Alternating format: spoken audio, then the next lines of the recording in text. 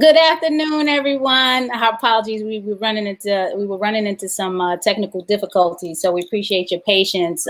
We're still waiting for Chef GBrown to log on, but we have the lovely Chef Velvet here, and to take today's topic, as we all know, is going to be start and run a vegan restaurant as smooth as brown velvet. That is so cute.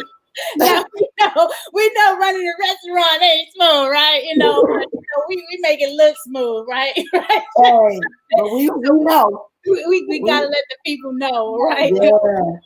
So I want to start by introducing our guest today. I'm going to run down the bio that was sent to me, but she has a whole story ahead of her that she's going to tell. So I'm going to just read off what she's given to me, and here we go.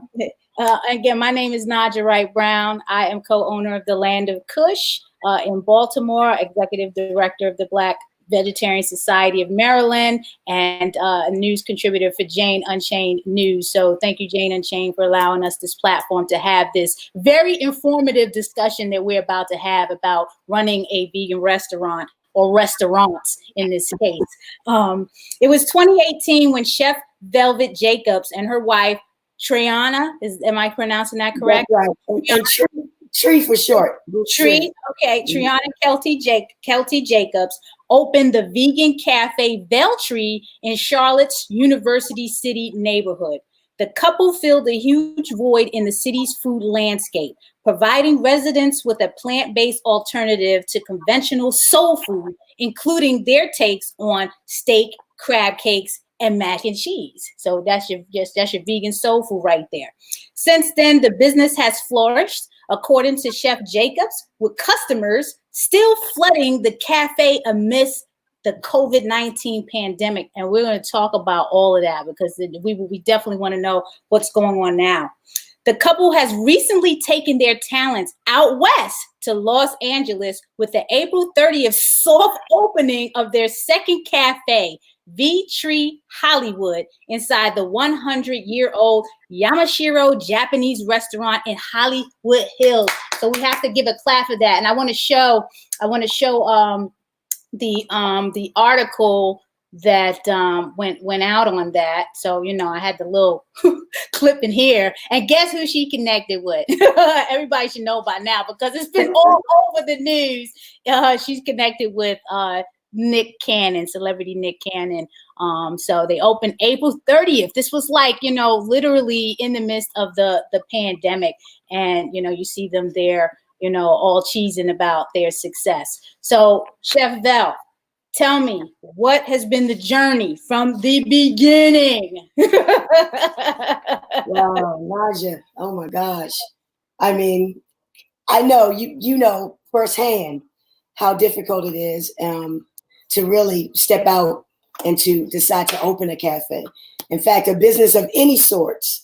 For me, I started actually with my family. We had a cafe in Mount Rainier, and I was there general manager for like 6 years. Just love vegan food. I've always been a chef. And during that time, I decided that I wanted to do something different. I had a different vision, a different idea. And I decided to do private chefing. I started doing prepared meal preps. I started catering all kind of events in the DMV. Hey, Greg. Hey, we got Greg here. Can y'all hear me okay? Yeah, we can hear you okay. Go ahead. And from that, I had a really good friend, and she called me one day and she was like, Chef, I have someone I want you to take care of personally. And in my mind, I was like, well, I take care of everybody like that, because I believe that we all should have an experience when we buy, whether we're buying food, products, whatever we're doing. I feel like it should be special. So I was like, yeah, okay, no problem. And then she hits me with, well, it's Erykah Badu. And I'm like, what? You gotta get a That's major. It was major. And even though I had, of course, gotten familiar with, some different celebrities, Lamont Rucker, of course, Baba Gregory was like a dad to me. But when Erica came on the scene, this was the first time I actually had to go to like a huge, like a venue to cater. So I was so nervous and I was so busy. She was down at the VTree sound station, and so I had my team to put together, this package for her. I had another friend of mine help me to do get all the china ready. Like I sent this thing over there, Naijha and Greg. Like you would have been like, what? I wanted to blow her mind, Right. And yeah, you gotta do it. You gotta do it right for the goddess. I said, oh my goodness, and that's just excuse me, that's just what I did. And that night, I get this this text from my friend. She's like, Erica wants to know, can you have time to talk? I'm like, what? Of course, And she calls me and she's like, listen, that spread you sent over, she said, I was like, who is this for? And I was like, well, I had to take care of you. I wanted to do it right. And I wanted to make a great impression. And she was like, babe, can you bring me some food tomorrow to take over? Nice. So you did a double day. Like, you got Exactly. Awesome. Exactly. And we've been rocking ever since. Eric and I, we're pretty close. She's one of the smartest business women that I know. She's kind. She's everything you see, and you wonder, is this real? How much is, what I'm saying? Because Hollywood and fame and stardom can be so deceptive. Right. But I've been so blessed that God's only has. I mean, I've had some side roads, but God has only allowed sweetness in some of the people that I've been able to work with and to build friendship and lasting relationships with. You're definitely a good spirit. I heard a lot about you when you were in DC and you were doing the urban gardening. As a matter of fact, a Welfare World, which is one of the sponsors. So, the Dawn Moncrief, she used to talk about you a lot. And then you were at the Vegan Soul Fest, doing a cooking demo. I didn't get to see it because I was running around all crazy. But I knew, this was definitely a good spirit. And, when you're a good spirit and you're doing good things are going to happen. So I appreciate you sharing that story. And we're going to get deeper into some other questions. But we got Chef Gregory Brown here, and I wanted to, give his bio. I have his bio here. He is my husband, so I know a lot about him. I'm formal about it. Yeah, like why do you need a bio? Gregory Brown, he's self-educated. He's a self-taught chef. He was born to eat healthy, but he had no intentions of becoming a chef. And he became vegetarian in the late 90s, cold turkey, and he pardons the pun every time he says that. He found a cookbook on vegetarianism and decided to give up all animal products and be a vegan. Then he taught himself how to cook. And after several years, a friend of his called and asked if they knew of any vegetarian chefs. And that's how he started cooking for others, and he didn't know how to cook for others, but that's how he started. Somebody called on him. And after years of cooking, it took a couple more years of research to develop the concept of the Land of Kush, where he's bringing ancient and natural concepts to a modern society right here in the Baltimore community. We're in Midtown Baltimore. He is a board member of Visit Baltimore's foundation, and Visit Baltimore is our direct marketing organization for Baltimore. So we're definitely well known by visitors because we're part of the direct marketing organization. And he's also a board member of the Black Vegetarian Society of Maryland. So Chef Greg, we know a little bit about how the journey began, but give us the juice, the meaty stuff.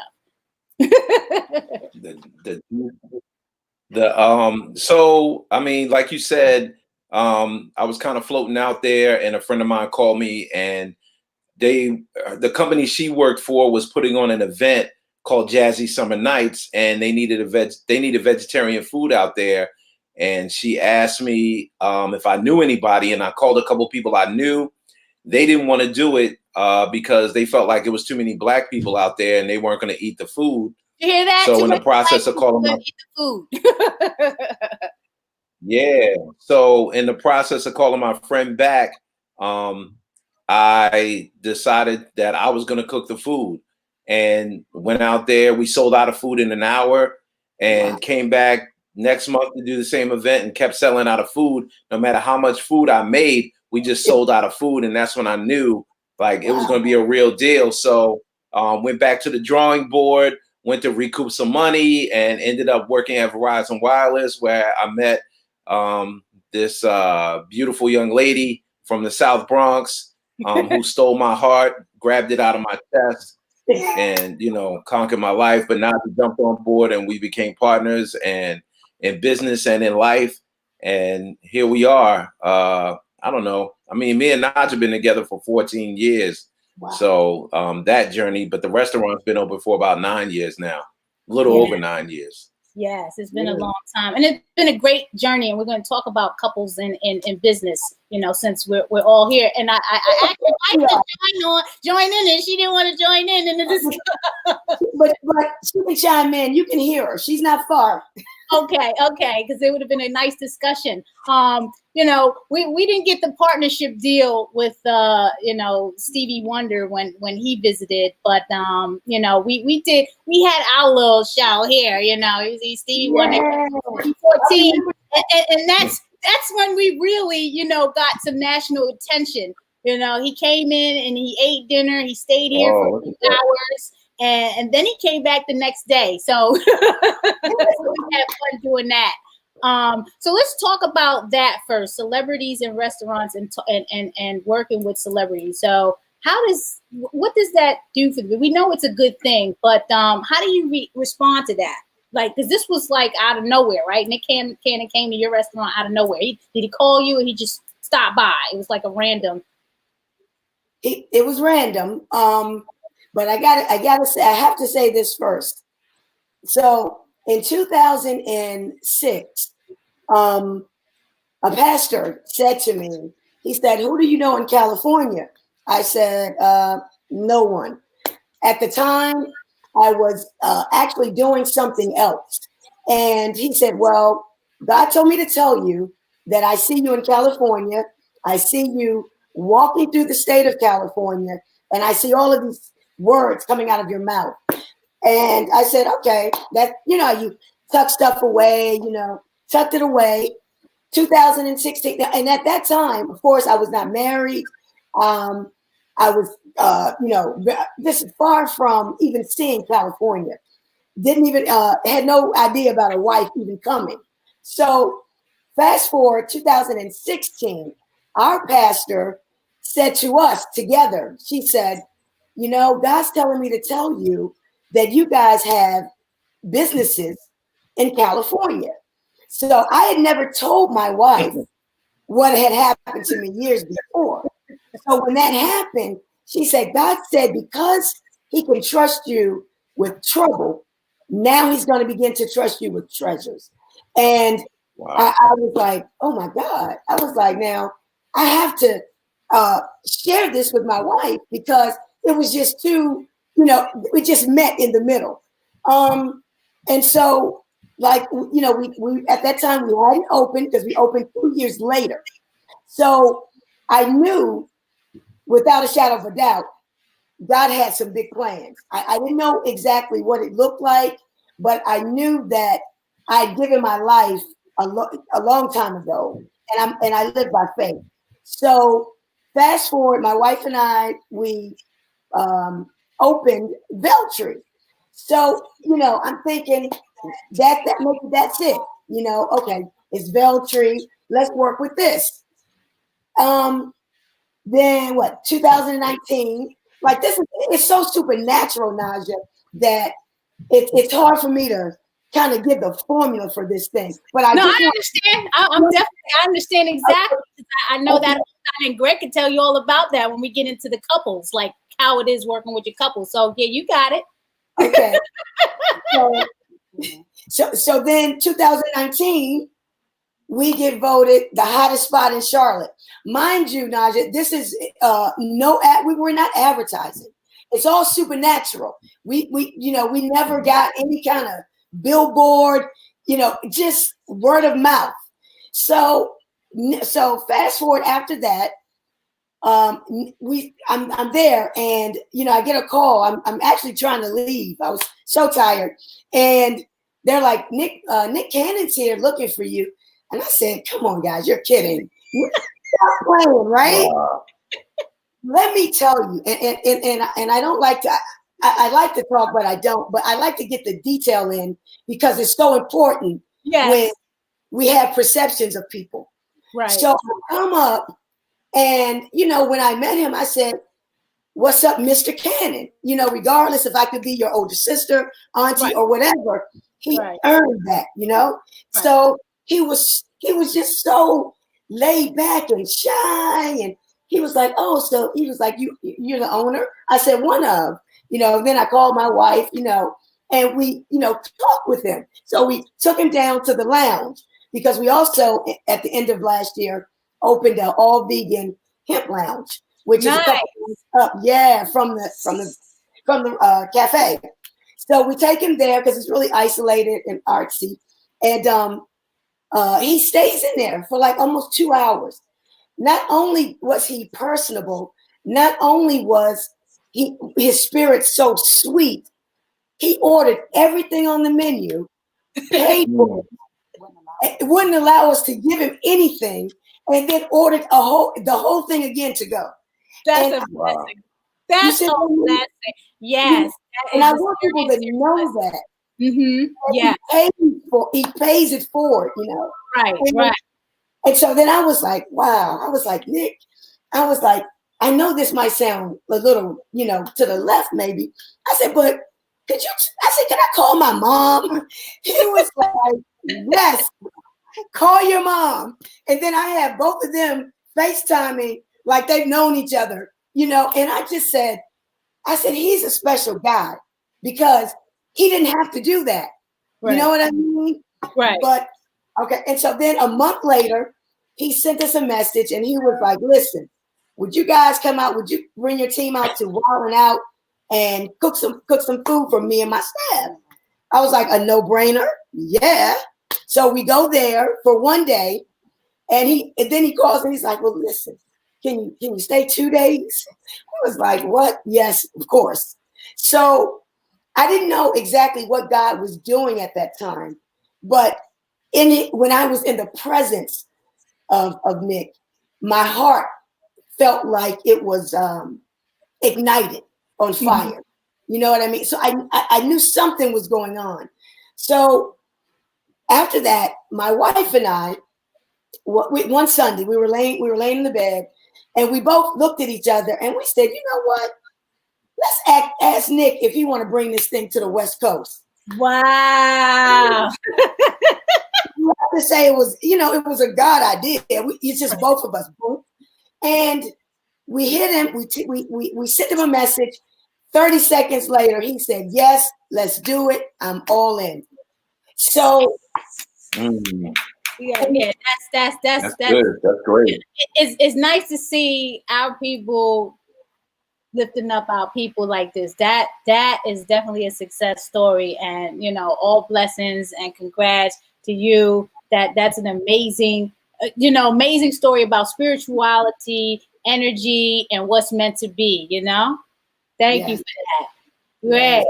Yes, Greg. Let's talk about your journey and celebrities and things like that. Like and you had a talk. Someone talked to you about this vision of the Land of Kush, didn't they? They surely did. A little old lady. Dang, I got the shirt all caught up on it. That's what I get for showing off, right? And run a vegan restaurant, and the foundation is energy and spirituality, right? Are we saying that here? Is that what we're saying? That's what it is. Absolutely. That's absolutely. Because what happened with me was when I was working at MCI way back in the day, and I was kind of on this spiritual path, trying to find my way and what I was supposed to do. A church elder came up to me in the middle of work, and she said, "Write down your questions for God, listen for the answers, and write down the answers." And look at Pia. And she had me in tears. I was crying at work. Because she reminded me of my grandmother who had passed away a few years earlier, and she just had me in tears. But I took that advice and I went home and I started doing that, writing down the questions for God, listening for the answers, and writing down the answers. And in the process of doing that, the idea of having my own restaurant came up. And then at the same time, I was vegan, so I was like, why not a vegan restaurant?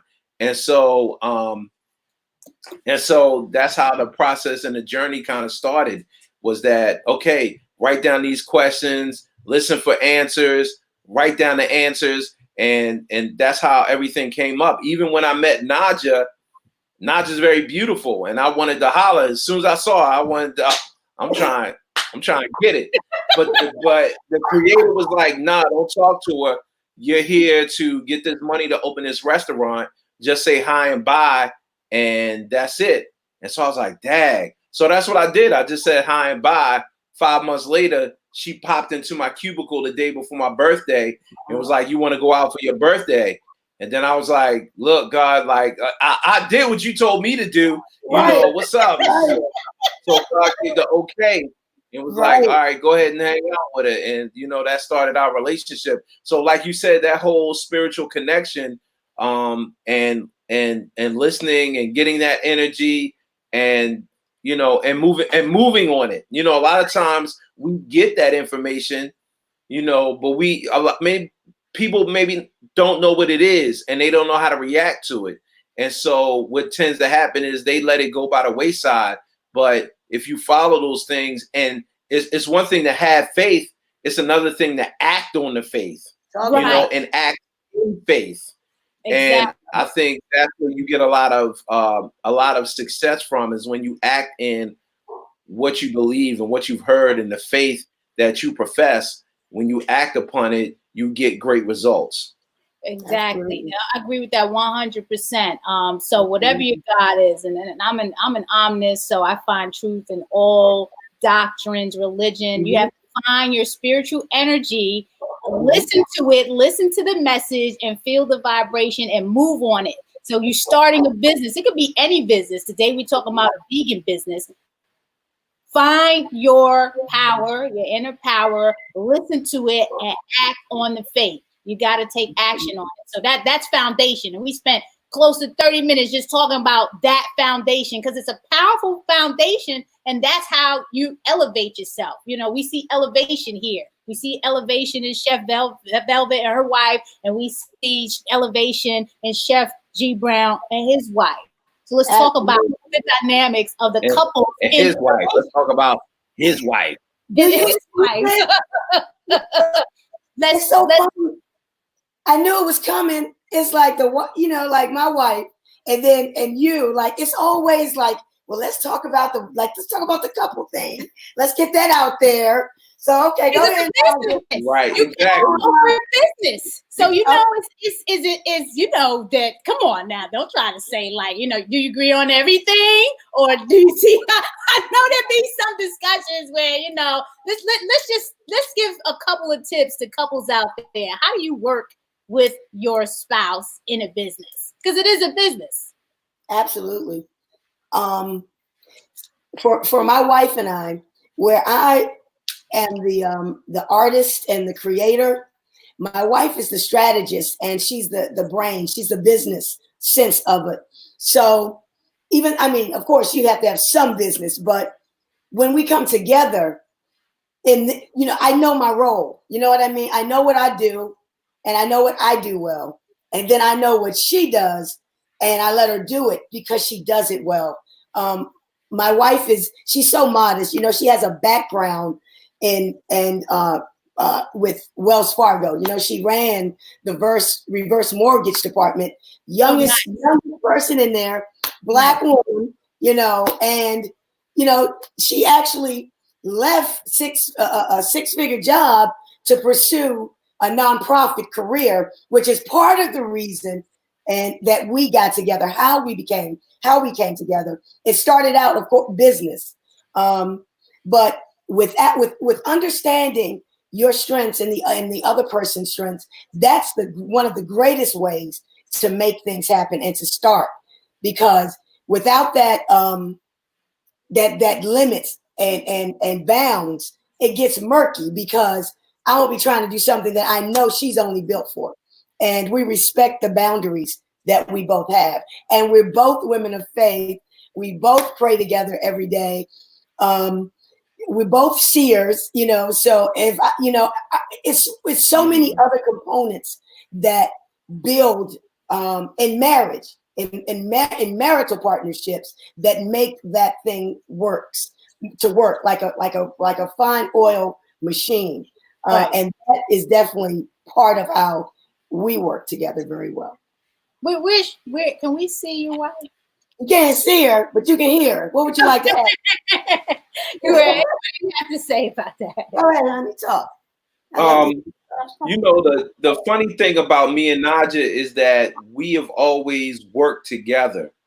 So that extended into when we opened the business, when we opened the restaurant, we were already working together at work. So it was nothing new for us to be working on projects together, or working the same project and maybe doing different tasks within that project. So it's always that. But Naijha and I always are described, or we describe each other as yin and yang. When one is yin, the other is yang. So it's a constantly a balance between the two of us. And, one of the great things about our relationship is that I think we challenge each other. And so we both challenge each other to be great. You know what I'm saying? And that may not look like the prettiest thing all the time, but we always challenge to think beyond. It's easy to think in your own vacuum. It's easy to be self-absorbed and to think like, oh, I can do this whole thing. I can do this, and this by myself. And your thoughts on challenge. It's easy to have yes people who tell you, yeah, that's a great idea. But it's another thing to have people in your corner that tell you, no, that's not a good idea. I think you should do it this way. And to really challenge you on that, because we wouldn't have found this location if it wasn't for that challenge. I mean, we were looking at another location in Southwest Baltimore, and we looked at it, and Naijha didn't want it, but I wanted, and we argued all the way to this lake, and then we walked separate paths around the lake, and that's how rough it gets. But at the end of the day, it was a better decision not to go with that and to get this particular location, or that's how we came to kind of get this location. So, you got to have that. You got to have balance in your life. And like you said, y'all pray together. Like, I remember our earliest conversations were about spirituality. It was just, that's what it was. It was no specific denomination or anything like that, but it was just, we always talked in spiritual terms, so that's always been a foundation of our relationship. It's important, spiritual energy. So we just talked about the foundation, spiritual energy. And then when you're in a relationship, understanding the balance, who has strengths and weaknesses where, and, navigating off of that, because you know what your strengths are, you know what your weaknesses are, and vice versa with your spouse. So those are two important things when you're starting a business. And if you're not in a relationship, then just understand the spirituality and the messaging. But if you're in a relationship with somebody, and let's say you're in a relationship and they're not part of the business, because you have relationships like that out there too, just be supportive of the spouse in what they're doing, and vice versa, supporting of spouses, and work through that. This is a question that came up this week that kind of frustrates me, and I'm trying to combat this, because I don't know why this is even a thing. How do you respond when people say vegan food isn't real food? You have to eat animals in order to have food. What is your response to that? Because it's totally teeing me off. Oh my God. What's so crazy is that, I was having a discussion with my brother-in-law just a couple days ago, and we were talking about that how animals, and they don't even go back to the earth. The earth won't even receive them back. Whereas, Wow. where everything else, whether it's when plant-based food, it's like we're plants, so we're so closely related to the systems. We have roots, our feet. If you could see us as our legs, as feet, our fingers, I mean our toes as the root, the plant, because we absorb from the bottom of our feet, we absorb from our fingers, as our hair, it grows, it has roots, and you can almost, if you pull us, we're like we're a plant, and we go back to the earth, but it doesn't matter how long meat lays, the earth will not take it. It will rot out, it will stink out, it will worm up, but it won't go back to the ground. And when people say that, it is so, it just doesn't even, I can't hardly process it, and I know that they don't mean any harm, because my wife and I, when we were doing our nonprofit Vegan in the Hood, the youth that we would meet and teach and meet and educate, they would tell me that the strawberry didn't taste like strawberries, or the cherries didn't taste like cherries. And it's because in all of the communities, all you see is sugar, corner stores, grease, artificial. So of course their palate doesn't know what a real true blueberry tastes like. And so those are the things that we love doing, bringing real food and saying, come here, baby, try this. This is what watermelon now later that you're eating. That's not real food, but taste this piece of watermelon, and that just gave me pleasure, because we all know that it's our community that's impacted so much, as far as with the heart attacks, the obesity, everything, and for us to be able to answer some of these problems, we have to do these classes. We have to have alternative food, plant food that's available, but we also have to make it so that our people can relate to it, that they're able to taste it and understand, can go to it and say, oh, okay, yeah, well, that reminds me of, because I mean, Chef Greg, it's in the spices. It's the spices that make whatever you're cooking what it is. And because of our palate, once those flavors hit, if you hadn't always been vegan, you can season the food to connect in the palate to bring forth the flavor. And the first thing the mind says is, oh, that's chicken. Oh, that's this and that's that. But we've connected to the palate of the people, which brings them the comfort that they're looking for when they're eating our soul food. And that's what I'm typing here. It's called vegan soul food. I had more people know vegan soul food, okay? That's what's up. Right? What do you have to say? Your food, learn to cook food.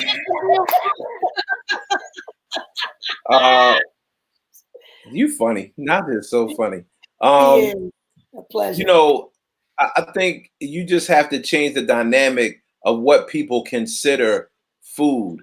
And I think people just because they were raised a certain way, if you're raised a certain way, you lived a certain way for 20, 30, 40, 50, 60 years of your life, of course, you're not used to the concept. But once you explain it to them, beans, grains, vegetables, fruits, nuts, and seeds, all the stuff that they do eat in some shape, form, or fashion is vegan. So it's not a totally foreign concept that it's not real food. Are you just saying that it doesn't taste good, or are you saying it's not filling? Because I can fill you, I can fill you up. You know what I'm saying? I can make it taste bomb, like you said, like Chef said. It's in the spices. It's in the sauces. It's how you put things together. It's also in the energy that you put in the food. You know, that's a major thing that I think people skip out on is, you know, your love and dedication and attention to food comes out in its flavor and its taste because you take the time and you put your energy into it. You know, it makes it taste a certain way. So, you know, I think that's just a major thing. I think people just have to have a different concept of food, but really all it is getting people to taste different food. Once they get an opportunity to taste the food, then they're like, oh, all right, this tastes kind of good. And figuring out what people's palates are. Everybody doesn't like spicy. Everybody doesn't like curry. Everybody, you know what I'm saying? But you may like barbecue. You may got a thing for greens. You may got a thing for yams. You might got a thing for potato salad. You know, where is it? You know what I'm saying? And where can we connect? And like you said, Chef Velvet, you got to connect with the people. You know, a lot of times maybe people in the vegan community might seem like they're very off-putting. But when you create connections with people on a very human, on a very spiritual level, or you just make basic connections with people and have conversations, they are willing to try things. They just don't want to feel like they are being told that or preached to that their way of life is bad and evil. Like, nah, you know, let's just sit down and have a conversation, try some of this food out, and let's just chop it up about whatever, the weather, the sports, what's going on in society right now. And then I think that's what engages people to eat the food and try the food, because not just because of the food itself or just because it tastes good or just because you put this love and dedication into it, but also because of just you, who you are. And they get to have that conversation, or they get to see you and you got this bright energy and you bopping around with your wife and, oh man, you know what? That's a cool person. I'm gonna go eat their food. I just want to support them just to support them. And then when they get in there and they have it, and they like, yo, the food kind of slamming. Then they going back and telling their friends and family, co-workers that, hey, oh, that food over there, that vegan, yeah, I have vegan food, man. The food over at Land of Kush or wherever, that food is slamming. And, you know, I don't know, the food is good. What you want me to tell you? And then people coming in and trying it. So to me, it's about making connections with people and not necessarily trying to have this psychological discussion about what vegan is and who's right and who's wrong. I don't even care about, I don't like to spend a lot of time having that conversation.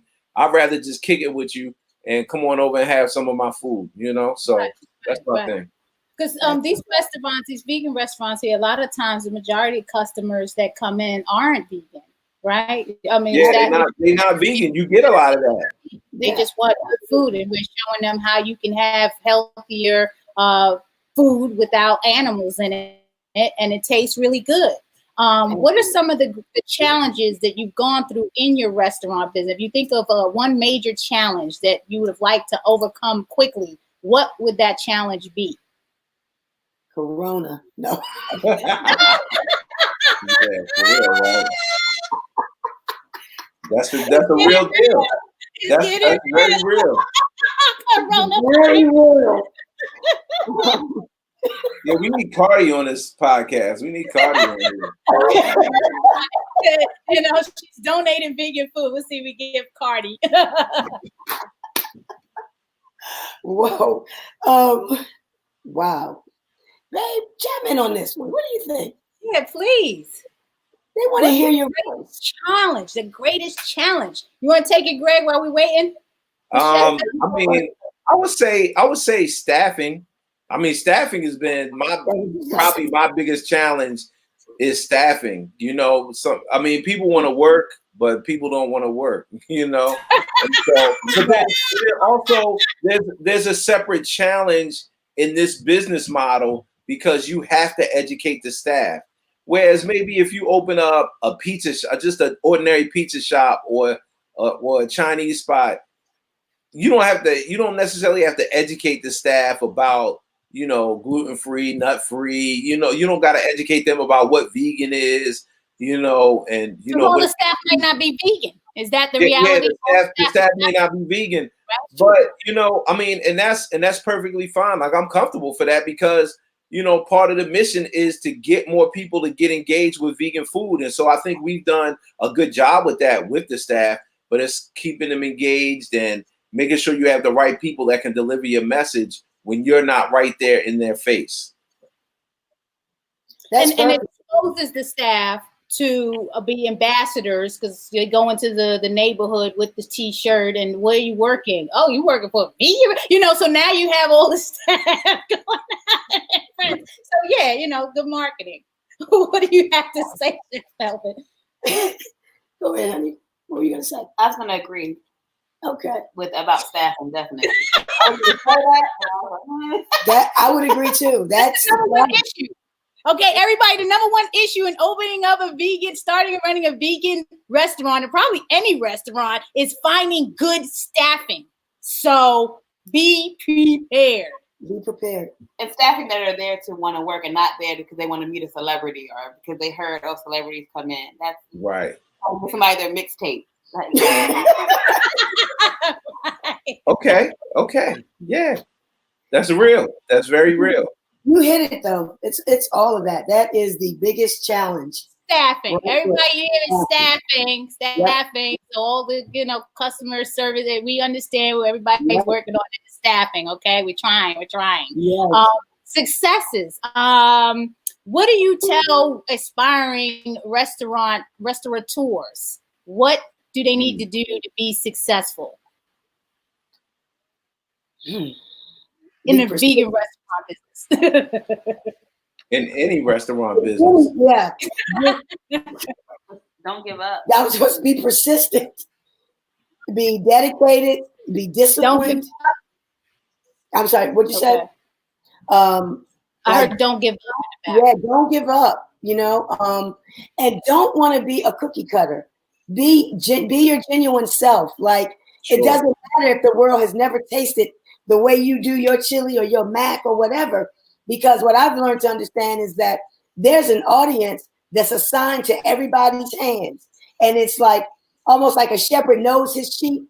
And you know, similar to that, like people just are assigned to come to Kush. People are assigned to Chef Greg. He's their chef. People are assigned to me. You know, people are assigned to whoever you are. And once you understand that that our community is growing, and we should be like an organism that's like expanding together. It's not about you're better, or this. We don't even have enough restaurants to get into. You know what I'm saying? It's not like we got 1,000 McDonald's, 1,000 Wendy's, 1,000 Popeyes. Right. You know what I mean? But I don't mean to even call all those names, but you know what I'm saying. And we, as a community, we need to tighten it up and just celebrate our own differences, you know, and be unique. If you don't do it, don't worry about it. Just keep doing it. Do what you do. Can I tell you something? When I was out early on with the Land of Kush, and I was going out and eating at other restaurants and tagging, you know, how you do the check-in or whatever, and taking pictures, I would have people call me crazy. You already have a restaurant. Why are you like, come on, dude, we're not feeding the entire Baltimore. There's enough for everybody.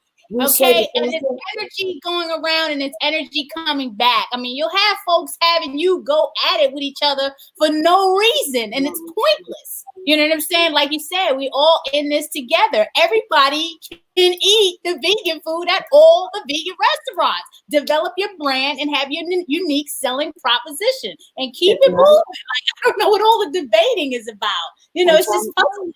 Everybody support each other. That's it. There's not enough of us. What do you We're have minority. to say? We're a minority.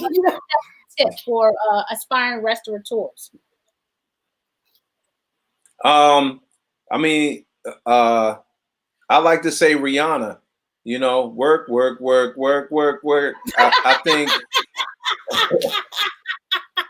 think people get in it. I mean, it's you funny. People get in it because they think they can cook, right? And a lot of people can cook, but it don't mean you want to do it for 15 hours a day, 7 days a week. You know, it doesn't mean you want to get up and go to that catering order at 5 o'clock in the morning. It doesn't mean that you know, you want to get up and prepare for this festival for 3 or 4 days and then do, you know, another 15-hour day and run a restaurant at the same time. It doesn't mean that you really want to do all of that, you know. So it is a lot of it's a lot of work, it's a lot of pressure involved. It doesn't mean that you know, just because you can cook doesn't mean that you may want to fix an oven. You may, you know what I'm saying? Like you repair maintenance, you a plumber, you customer service, you are sales, you are all these things, and everybody, I think people take all those aspects for granted and just say, I make some banging food. Yes, you absolutely do make some banging food, but do you want to be behind that stove and run it back and forth? And because you're out of an ingredient, like your specific main ingredient that you need to cook your specialty with, and now you got to run to the store. Are you willing to do that? Like, yo, watch this. And I got to run to the store and go do and go grab this, come back. You know, do you want to prep? People, oh man, I don't even want to get into all that, man. But, you know, people doubt like the prep game that goes into all of this and the mentality that you have to have. And like you said, like you got to have the grind. You got to have the persistency. You have to have the persistence to overcome obstacles, because you will face obstacles every single day. You will be challenged. You will be challenged at your weakest point to get your behind out that bed and make a move. And if you don't have the heart for that, you know, it may not necessarily be for you, but you gotta know in yourself, like, yo, I got the heart for that. When we did those festivals, when we did Afram, Artscape, Jazzy Summer Nights, like, you know, I was like, oh, this is a real deal. You know, this is something real. When you out there cooking in July heat, and you out over top of a stove or, you know, a grill, and you making food for 15 hours and you gotta come run back and do that joint again, that's where your limited test is. So like for, you know, if you want to open a restaurant, just be prepared for that. It's not, oh, I'm gonna sit back and hire my chef. What happens when that chef quits 3 weeks in and she got all the recipes? What you gonna do? Oh yeah. Are you gonna It's a serious. You gonna fight? Say yes to everything. When I first, everything was a yes. Like, we're open 6 days a week, and yes to Sunday because the customers want Sunday. I'm like, we're not going to get a break. Everything is yes. Oh, can you cook for 100? Yes. Sure. Can you cook for 200? Absolutely. Can we do that? I'm like, okay. Absolutely. What you need? Everything is yes. When you need it. What time you want it? You want it tomorrow? You need a order of the mac and some yams, and you need some collard greens by 7 o'clock. I got you, homie. Like, we can get it in right now. 30 now. Like, hey, you really, I mean, not to say that you won't turn anything down, but at the same time, you can't just turn stuff down. You can't just be like, I don't feel like it. Or, you know, they got to call 24 hours, because look where you at right now. Look where we are right now. We in a situation of a pandemic, and now you wish you had that last minute order. You wish you had those couple of dollars. You wish somebody would come in to your store and order, you know, 4 third pans for a catering order. And you like, a guy came in yesterday and he wanted 4 third pans of some food, and he was like, when can y'all get it done? I said, give us 2 hours. He was like, all right, that's cool, I'll be back. All right, let's get it. You know, like you know, you got to have that drive and that energy to say, it can't be just a proper thing. Well, we have to wait. You got to give us proper notification. Like, it's not, you know, the next dollar is not always promised to you. And that's how I think about it. Is like, that next thing is not promised to you. Like, you know, I mean, we didn't do a wedding. We didn't cater a wedding until we catered a wedding, you know? Right. So you can't be like, so that's just my thinking on it. So. And you answered the question about how you have to respond in the pandemic, and how, of course, you know, with the pandemic, you know, things have you know, changed, and we had to make some adjustments. But we're still here. Chef Velv, what type of adjustments have you had? You still open. You open a second location. We're working on a second location. And, you know, in the midst of all of this, and you opened one. Yes, man. What'd you say, honey? No, I'm going to say what we have to do in North Carolina. Yeah, go ahead, baby. Let's hear your voice. They can hear you. Come on. Yeah, let's hear your voice. I love, because it's not just me. You know what I mean? And anytime that's what any platform, I want people to hear her because I love her. So North Carolina, we had to cut our hours in the beginning of the pandemic. We had to go. We were open 11 to 8. Or we had to go from 12 to 7, and then see if that worked, and then give people less hours, see if that worked, and then just kind of pushing every day and seeing what worked. There was nothing nobody could have planned for, so there was nothing like that. There was no roadmap. We just had to every day take it day by day to see what changes we needed to make sure that we can still stay open so that our staff can get paid. Because at one point we were open for our staff to get paid, to make sure that they still had income coming in. And so right. You're still open in Charlotte, because someone asked that Sharon asked, you're still open in Charlotte. Just they have to check the hours. Okay, so they're still open in Charlotte. We didn't even adjust hours. I couldn't even get Greg to do that. Like, that's just one of those things where everything is like a no. We're not closing. We're not adjusting hours. We're open 7 days a week. The hours are the same, and we're open. We're open. Bravo. Yes. I mean, community. It's an essential business, and people need to eat. So we're gonna make it happen. So I had to get aggressive with the marketing. I had to market the way I'd never marketed before. Exactly, but like, hello, we're here. Yes, I hear school, like yes. But that just goes back to why your partner is important, and being in a relationship with someone like that is willing to do that, because I see some couples, and I know a particular couple that the dude, he runs his business, but his wife she's not into it like that. And I see a lot of people out here doing it solo, and they don't have, their wife or their mate in there with them. And I'm blessed to have my wife in the grind with me, and she grinds in her own particular way. I don't need her to cut onions, sweetie. You don't have to cut onions. When I go and cut onions, what are you doing? I need you to go out and make money. This is not what you do. Get out of here. Right. You go get the customers. I'll get the onions cut. Like, bring some people in here. You know what I'm saying? Drag them off the street if you have to. Marketing is very important. So with the foundation starting and running a vegan business, a vegan restaurant, vegan business, marketing is very important. Some people undermine the power of marketing. You can have the best product in the world. If no one is marketing it, you're not going to make any money. Period. End of story. Marketing. So remember that. Always be marketing. That's it. Always branding. Always marketing. Any upcoming projects and any important messages that you want the viewers to hear while we're in, our last few minutes? Any upcoming projects and any important messages that we didn't get out? And before, just think about that, because I want to shout out the sponsors right now. Thanks again to Jane Unchained News and the Welfare World, Veg Fund, and Women Funders and Animal Rights for supporting and making this platform available, and us here to deliver this message to the folks that really need it. So upcoming projects and any messages that you want to make sure that the viewers have about starting and running a smooth as brown velvet.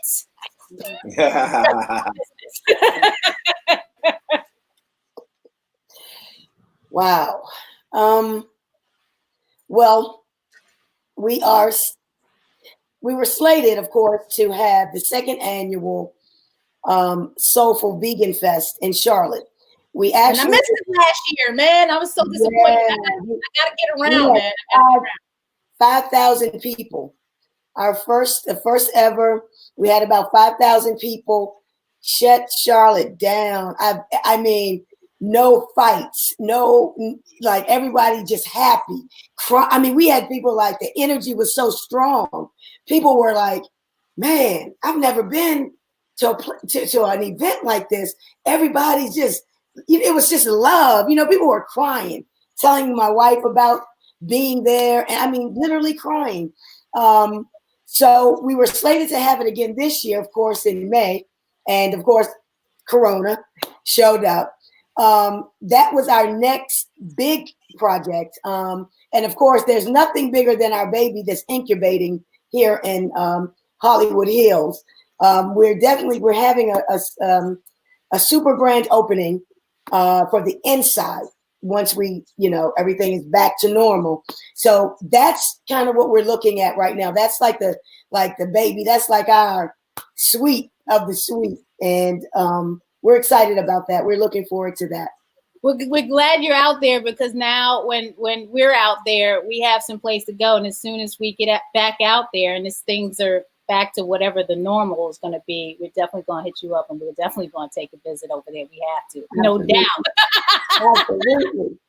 Greg, any upcoming projects and any last messages? You know all my projects. I mean, we're trying to open up a second location in East Baltimore, so we're just trying to get our heads wrapped around that. So Stevie Wonder, reach out. Anybody? Call me. Stevie Wonder. All this Happy birthday, Stevie. Happy birthday, Stevie. Happy birthday. We're going to be reaching out to you. Call me.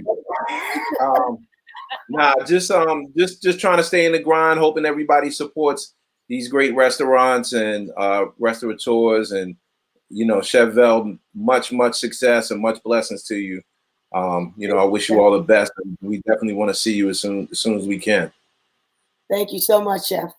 I appreciate y'all coming on, because I know it takes time out. You running restaurants, and you are the busiest people on earth. So trying to get time with restaurateurs is like pulling teeth. So appreciate it. Thank you so much. Thank you for having us on. Thank you for the platform. I mean, anything we do, anything that I do to promote plant-based living and a life of faith, that's me. I'm there because I believe that we have to get back, and whatever that looks like, I'm there. We're sending blessings your way, and to all the viewers, if you're not vegan, you're thinking about going vegan, please download this free veg starter guide for us, by us, AfricanAmericanVeganStarterGuide.com, by our very own Tracy McWhirter, who's been a vegan for 35, close to 40 years. So it's a free guide. Please download it at AfricanAmericanVeganStarterGuide.com. Tomorrow I'm going to have Gray, plant-based dripping Gray, and the healthy gangster Coach Nim on at 6 p.m. tomorrow. So you're going to want to tune in for that. Thanks again, Chef Velvet, Chef GBrown. Everybody have a good night. Peace out. Peace out.